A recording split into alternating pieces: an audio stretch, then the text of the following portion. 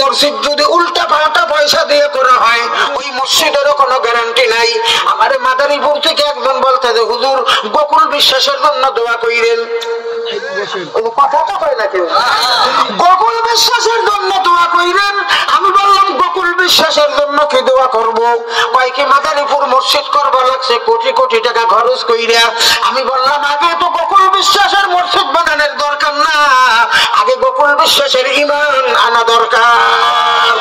আগে হলো ঈমানের দাম। কথা কোন? মুসলমানদের টাকা দিয়ে মসজিদ করা হইবে, ওই মসজিদে মুসল্লির অভাব হবে না, হালাল টাকা দিয়ে করা হবে।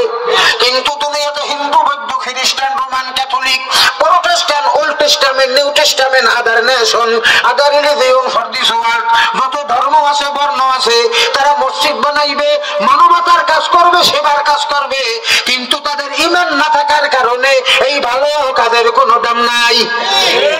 এরা কইতেছেন ভালো কাজের কোনো দাম নাই। দাম পাইবে বাবান ঈমান আনার পর। ঈমান আনার পর যদি ভালো কাজ করে সেই ভালো কাজের দাম আছে। তাহলে দিনদার কারা?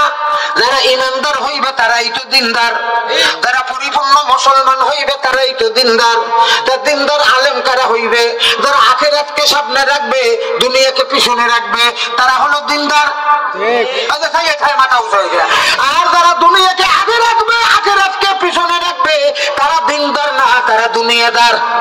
আমার বাজানরা কুতুবে গওহার মুজাহিদে আজম আল্লামা শামসুল হক ফরিদপুরি রহমাতুল্লাহ আলাইহি উনার লিখিত একটা কিতাব আছে ধর্ম ও রাজনীতি।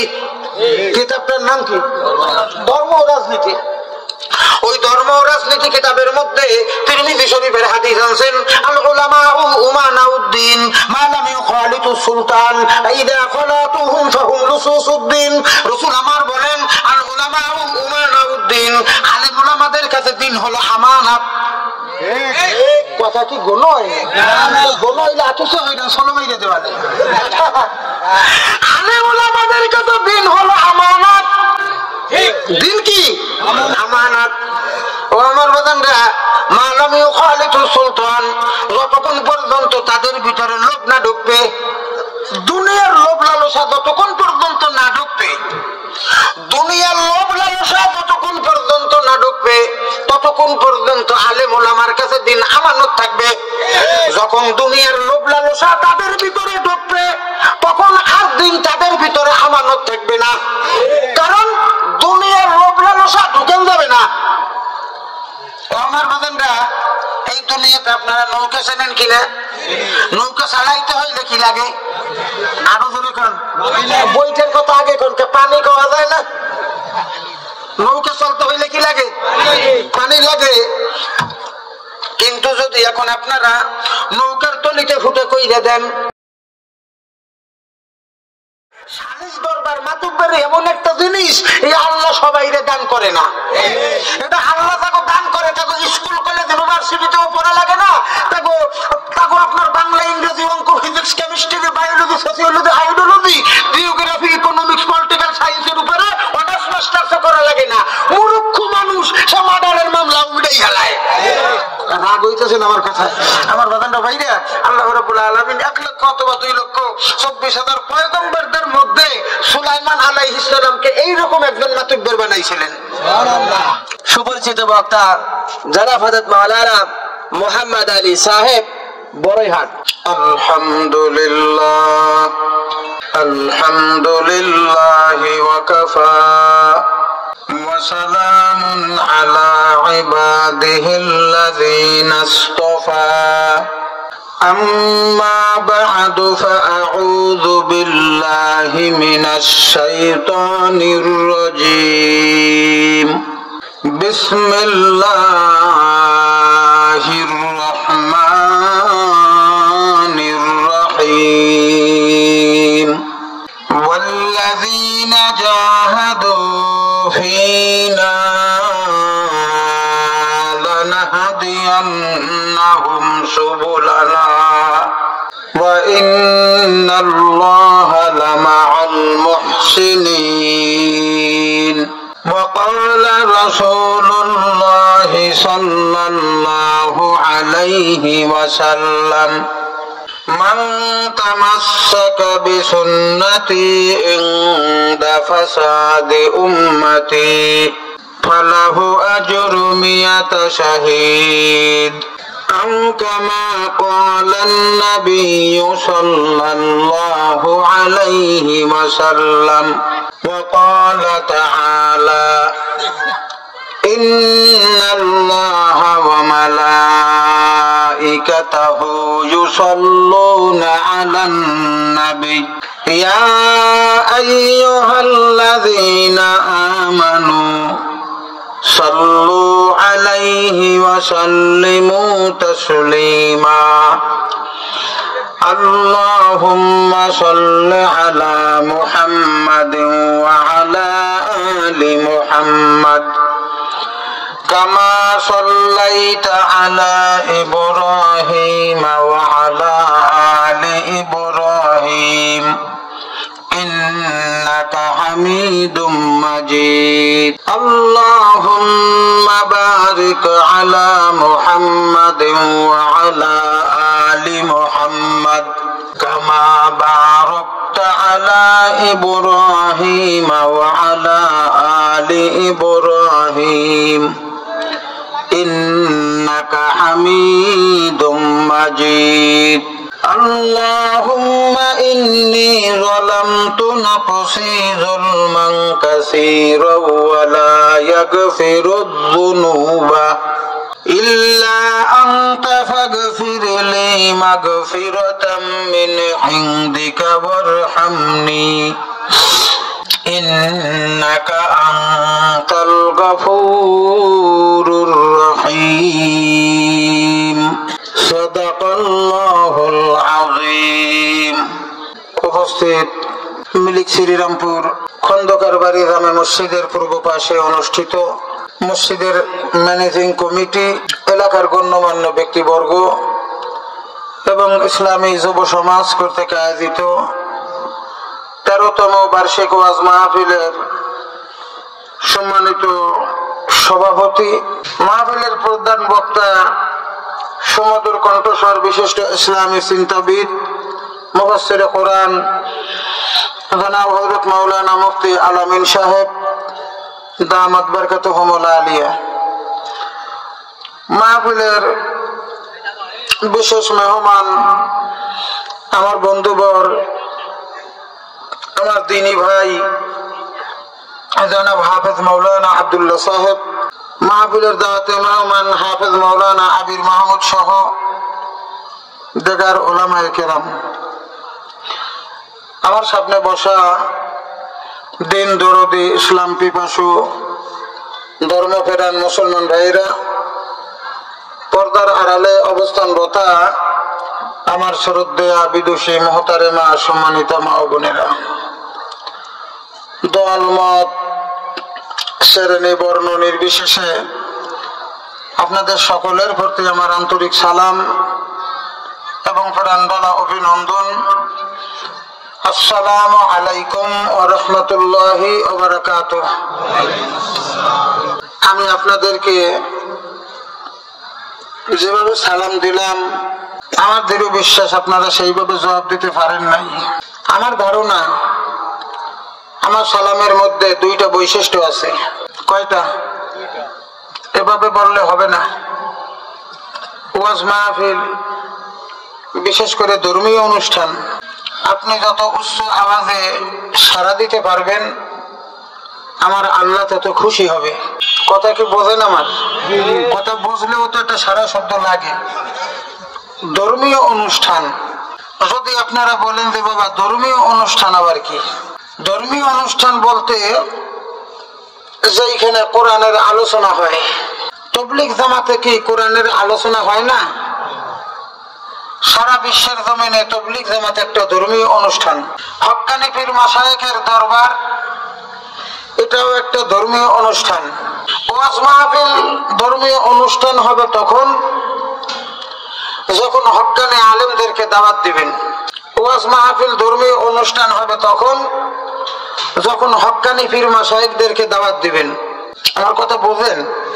রাগ নেই। এবার ওয়াজ মাহফিলে যদি হক্কানি পীর মাশায়েখদেরকে দাওয়াত না দিয়ে, হক্কানি আলেম ওলামাদেরকে দাওয়াত না দিয়ে যদি দিনদার আলেম না, দুনিয়াদার আলেম, দিনদার পীর মাশায়েখ না, দুনিয়াদার পীর মাশায়েখ, এদেরকে যদি দাওয়াত দেন, আমি আল্লাহর কসম করে বলতে পারি ওটা ধর্মীয় অনুষ্ঠান না, আমি ওটাকে বলবো একটা কমার্শিয়াল অনুষ্ঠান। বোঝেন নাই মনে হয় আমার কথা? এইখানে যে মিলিক শ্রীরামপুর খন্দকার বাড়ির লোকজন যে মাহফিলের আয়োজন করছে, আমি আল্লাহকে সাক্ষী রেখে বলতে পারি এই অনুষ্ঠানটা একটা ধর্মীয় অনুষ্ঠান। কথা বলেন? তার কারণ মৌলানা আলামিন সাহেবের দাওয়াত দেওয়া হয়েছে। আমি ওনার তথ্য নিয়ে দেখলাম উনি একটা কওমি মাদ্রাসা চালায়, আবার উনি মসজিদের খতিব। আব্দুল্লাহ ভাইরে দাওয়াত দেওয়া হয়েছে সে মহারাজপুর মাদ্রাসার নাইবে মুহতামিম। কথা কয় না? আমি বাঙ্গাসরে আমার গাড়িতে গোস্ত নাই, গতরে গোস্ত নাই, মাথা নাই তালে রেডি, আপা অনলের খাডি, পেট হলো সুনের খুঁটি। আমি যাই হই, আমি মোহাম্মদ আলী তো একটা মাদ্রাসায় চাকরি করি। কথা বলেন? তো আমাদেরকে তো দাওয়াত দিয়ে যে আয়োজনটা করা হয়েছে, আমি কোরআন ও হাদিসের দৃষ্টিতে মনে করি এটা একটা ধর্মীয় অনুষ্ঠান। কিন্তু এই ধর্মীয় অনুষ্ঠানে আসবে কারা? আপনারা আনবেন কাদেরকে? হক্কানি আলেম যারা, তাদেরকে আনবেন। এরকম আলেম ওলামাদেরকে আনবেন যারা 1.5-2 লাখ টাকা কন্ট্রাক্ট করে না। এই মা ভাই কথা কয় না? আপনার মতন একজন গায়ে গতরে আনা লোক যদি নাড়াচাড়া দেন তো 10 জনের নাড়াচাড়া আপনার এলেই হয়ে যায়। এই দেশে যারা 1.5-2 লক্ষ টাকা কন্ট্রাক্ট করে আসে তাদেরকে আনবেন না। কারণ বুখারী শরীফ জলদে সানি কিতাবুল ফিতানের মধ্যে রাসূল আমার বলেন শেষ জামানায় আমার উম্মতের মধ্যে 2টা ভাগ হয়ে যাবে। আলেম ওলামাদের মধ্যে এক শ্রেণীর আলেম ওলামা হবে, তারা ইবাদত বন্দেগী করবে আমার তরিকা মতো, কিন্তু তারা একমাত্র আল্লাহকে চাবে। এই যে সারা শব্দ তো বোঝেন না, কথা কিন্তু বোঝার চেষ্টা করবেন। কথা তো বাড়ি একটা মানে গাফাইলে তো ঘন কবা লাগছে তা তো না। আল্লাহ রসুল বলতে তো শেষ জামানায় আমার উম্মত আলেম ওলামাদের ভিতরে 2টা ভাগ হয়ে যাবে। একদল আলেম ওলামা হবে দিনদার। দিনদার মানে তারা ধর্মীয় দিক দিয়ে ঠিকঠাক থাকবে। কথা বলেন? ধর্মীয় দিক দিয়ে ঠিকঠাক কেমন? তারা ইবাদত বন্দেগী করবে রাসূলের তরিকা অনুযায়ী। তাদের জীবনের ভিশন থাকবে 2টা। কয়টা ভিশন? 1 নম্বরে তারা আল্লাহকে চাবে, 2 নম্বরে তাকে জান্নাত চাওয়া লাগবে না। আল্লাহকে তারা চাবে, তারা এমনিতেই জান্নাত পাবে। কথা বোঝা যায়? হক্কানি পীর মাশায়েখ যারা, তারা কোরআন ও হাদিস যাই না, পীর মাশায়েখ হবে, আল্লাহর ওলি হবে। তাদের দরবারে যদি আপনারা যাই 1 ঘন্টা সময় দেন, কয় ঘন্টা? আল্লামা শায়ের বলতেছেন এক জামানা সোহবাতে বা আউলিয়া, এক জামানা সোহবাতে বা আউলিয়া বেহতর সদু সলে তো হাত বেরিয়া। 1 ঘন্টা যদি তাদের সাথে সময় দিতে পারেন, কয় ঘন্টা? আরো জোরে বলেন। 1 ঘন্টা যদি সময় দিতে পারেন, আল্লামা শায়ের বলতেছেন 100 বছর নফল ইবাদতের সমান সওয়াব। হক্কানি আলেম ওলামাদের দরবারে যাইয়া একটা মাসালা নিয়ে আপনি 1 ঘন্টা সময় দেবেন, কয় ঘন্টা? মিশকাতুল মাসাবির মধ্যে ক্বালা রাসূলুল্লাহ সাল্লাল্লাহু আলাইহি ওয়াসাল্লাম ফিকরু সাআতিন খায়রুম মিন ইবাদাতি 60 সানা। রাসূল আমার বলেন একটা মাসালা নিয়ে যদি 1 ঘন্টা আলোচনা করা হয়, 60 বছর নফল ইবাদতের সমান সওয়াব তার আমলনামায় হবে। কয় বছর? মনে থাকবে? এই আলেম ওলামাদের হতে হবে দিনদার। দিনদার আলেম ওলামা কারা?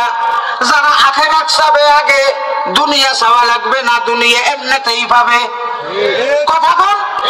বিবাহ শাদী করার আগে যদি কোন লোক বলে কাকা আপনার মাইয়েই আমার পছন্দ হয়, মাইয়েই নেব, কিন্তু ল্যাপটপ চাওয়া লাগে না, ফ্রিজ চাওয়া লাগে না, টেলিভিশন চাওয়া লাগে না, সোফা সেট চাওয়া লাগে না, গালিচা চাওয়া লাগে না, কোনো কিছু চাওয়া লাগে না, এমনিতেই পাওয়া যায়। কথা বল। স্ত্রী যদি পছন্দ হয়, খালি যদি কয় যে বাবা তুমি কি চাও, যদি বলে বাবা আমি আপনার মেয়ে চাই, ওই মেয়ে যখন চাইবে তখন মেয়ের সাথে যা দরকার মেয়ের বাবা এমনিতেই দিয়ে দেবে। দিনদার আলেম ওলামা কারা? যারা আল্লাহ, যারা আখিরাত চাইবে, আখিরাত যারা চাইবে, দুনিয়া চাওয়া লাগবে না, দুনিয়া তারা এমনিতেই পাইবে। আল্লাহ রাসূল বলতেছে দুনিয়াদার আলেম ওলামা কারা? যারা আখিরাত আগে চাবে না, আগে চাবে দুনিয়া। কথা কয় না, আগে দুনিয়া চাইবে। আল্লাহ বলতেছে যারা দুনিয়া আগে চাইবে আমি আল্লাহ তাদেরকে দুনিয়া দেব, কিন্তু তারা বিশ্বাস রাখুক, ধারণা করে রাখুক আমি আল্লাহ তাদেরকে বলে আখিরাতে বঞ্চিত করব। যারা আখিরাত চাবে, আখিরাতকে যারা প্রাধান্য দেবে, দুনিয়া কি চাওয়া লাগবে? দুনিয়া চাওয়া ছাড়াই পাবে। কিন্তু দুনিয়া যারা আগে চাইবে আল্লাহ তাদেরকে আখিরাত দেবে না, তাদেরকে দুনিয়াই দেবে। আল্লাহর কোরআন বলতে আমিনান নাসি মান ইয়াকুলু রাব্বানা আতিনা ফিদ দুনিয়া ওয়া মা লাহু ফিল আখিরাতি মিন খালাক। আল্লাহর কোরআন বলতেছে যারা দুনিয়া চাইবে, বাড়ি চাইবে, গাড়ি চাইবে, টাকা চাইবে, পয়সা চাইবে, আল্লাহ তাদেরকে তাই দেবে। ওয়া মা লাহু ফিল আখিরাতি মিন খালাক। কিন্তু আখিরাতে তাদেরকে বঞ্চিত করা হইবে, আখিরাতে তারা পাইবে না। কথা বলেন, আখিরাতে তারা কিছুই পাইবে না। এখন আমার টার্গেট থাকা দরকার, আমার আগে আল্লাহকে দরকার। তাহলে আল্লাহকে পাইতে হইলে আখিরাত দরকার, কারণ আখিরাত হলো ক্ষণস্থায়ী আর দুনিয়া হলো চিরস্থায়ী। কথা কয় না, একটু ভালো হলে আর আমার বাদানরা, দুনিয়া হলো ক্ষণস্থায়ী আর আখিরাত হলো চিরস্থায়ী। দুনিয়া ধ্বংস হয়ে যাইবে, দুনিয়ার কোনো গ্যারান্টি নাই, আর মানুষের কোনো গ্যারান্টি নাই। বর্তমান বাংলাদেশের যে পরিস্থিতি হয়েছে, মানুষ মাইরে হেলাইলে বাড়ি টেনশন করা লাগে না, কিন্তু একটা কুত্তে মাইরে হেলাইলে মামলা হয়। কথা কন, মার্ডার হইতেছে, কাজবে হইতেছে, দাঙ্গা হইতেছে, মানুষ মানুষকে মারতেছে, ঘুমও কামাই হলে না, তাকে ডাকে গেলে জামিন নই আসবার পারবানি। কিন্তু কোন বাড়ির একটা কুকুর মাইরে ফেলাইলে তার ঘুম নাই, মামলা হয়। ও আমার বাজানরা, আরে দুনিয়ার কোনো গ্যারান্টি নাই, দুনিয়ার মানুষের কোনো গ্যারান্টি নাই, কিন্তু গ্যারান্টি একটা আছে, তুমি ঈমান এবং আমল নিয়ে যদি কবরে যাইতে পারো, তোমার কবরের ভিতরে লাশ তো দূরের কথা, তোমার কাফনের কাপড়ের উপরে কোনো ময়লা ধরাইবে না। আল্লাহর কোরআন বলতেছে কুল্লু মান আলাইহা ফান ওয়া ইয়াবকা ওয়াজহু রাব্বিকা যুল জালালি ওয়াল ইকরাম। সব ধ্বংস হয়ে যাবে। আমার বাবানরা, একমাত্র পরিপূর্ণ মুমিন যারা, মুসলমান যারা, তারা ধ্বংস হবে না। কথা তো, মসজিদ মাদ্রাসা ধ্বংস হবে না। তবে এইখানে কথা আছে যে মসজিদ মাদ্রাসা ইহুদি খ্রিস্টানদের পয়সা দিয়ে করা হয়, ওগুলোর কোনো ঠিক নাই। কথা বলেন, মসজিদ মাদ্রাসা যদি মুসলমানের হালাল টাকা দিয়ে করা হয়, ওই মসজিদ যদি টিনের ঘর হয়, খড়ির বেড়াও হয়, ওই মসজিদ আল্লাহ রক্ষা করবে। মসজিদ যদি উল্টা পাল্টা পয়সা দিয়ে করা হয়, ওই মসজিদেরও কোনো গ্যারান্টি নাই। আমার মাদারীপুর থেকে একজন বলতে যে হুজুর গোকুল বিশ্বাসের জন্য দোয়া কইরেন। কথা তো কয় না কেউ, গোকুল বিশ্বাসের জন্য দোয়া কইরেন। আমি বললাম গোকুল বিশ্বাসের জন্য কি দোয়া করব? কয় কি মাদারীপুর মসজিদ করবা লাগছে কোটি কোটি টাকা খরচ কইরা। আমি বললাম আগে তো গোকুল বিশ্বাসের মসজিদ বানানোর দরকার না, আগে গোকুল বিশ্বাসের ঈমান আনা দরকার। আগে হলো ঈমানের দাম। কথা কোন, মুসলমানদের টাকা দিয়ে মসজিদ করা হইবে, ওই মসজিদে মুসল্লির অভাব হবে না, হালাল টাকা দিয়ে করা হবে।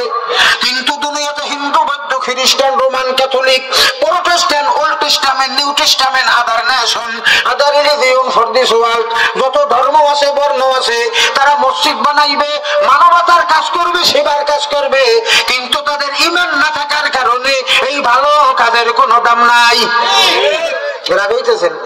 ভালো কাজের কোনো দাম নাই। দাম পাইবে বাবার ঈমান আনার পর। ঈমান আনার পর যদি ভালো কাজ করে, সেই ভালো কাজের দাম আছে। তাহলে দিনদার কারা? যারা ঈমানদার হইবে তারাই তো দিনদার, যারা পরিপূর্ণ মুসলমান হইবে তারাই তো দিনদার। তো দিনদার আলেম কারা হইবে? যারা আখিরাতকে সামনে রাখবে, দুনিয়াকে পিছনে রাখবে, তারা হলো দিনদার। মাথা উঠাই। আর যারা দুনিয়াকে আগে রাখবে, আখিরাতকে পিছনে রাখবে, তারা দিনদার না, তারা দুনিয়াদার। আমার বাদানরা, কুতুবে গাওহার মুজাহিদে আজম আল্লামা শামসুল হক ফরিদপুরি রহমাতুল্লাহ আলাইহি, ওনার লিখিত একটা কিতাব আছে ধর্ম ধর্ম ও রাজনীতি। কিতাবটার নাম কি? ধর্ম ও রাজনীতি। ওই ধর্ম ও রাজনীতি কিতাবের মধ্যে তিরমিজি শরীফের হাদিস আনছেন, আল উলামা উমানাউদ্দিন মা লাম ইউখালিতু সুলতান ইদা খালাতুহুম ফাহুম রুসুসুদ্দিন। রাসূল আমার বলেন, আল উলামা উমানাউদ্দিন, আলেম উলামাদের কাছে দিন হলো আমানত। কথা কি গোনো হয়? গোনো হইলে আতুসে হইল সোনমাইনা দেওয়ালে। আলেম উলামাদের কাছে দিন হলো আমানত। দিন কি? আমানত। যতক্ষণ পর্যন্ত তাদের ভিতরে লোভ না ঢুকবে, দুনিয়ার লোভ লালসা যতক্ষণ পর্যন্ত না ঢুকবে, দুনিয়ার লোভ লালসা যতক্ষণ পর্যন্ত না ঢুকবে, ততক্ষণ পর্যন্ত আলেম ওলামার কাছে দিন আমানত থাকবে।